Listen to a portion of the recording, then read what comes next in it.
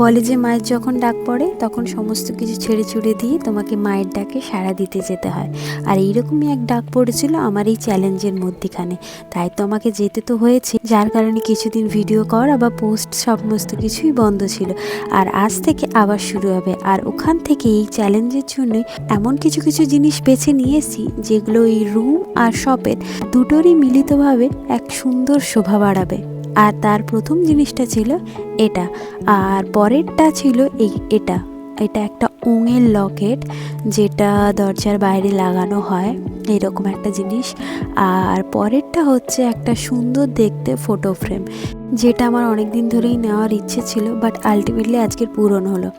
আর এই সব জিনিসগুলো আমার বাড়িতেই ছিল, যেটা দিয়ে আজকের এই জায়গাগুলোতে খালি খালি জায়গাগুলোতে একটু সুন্দরভাবে শোপিস হিসাবে সাজিয়ে দেব।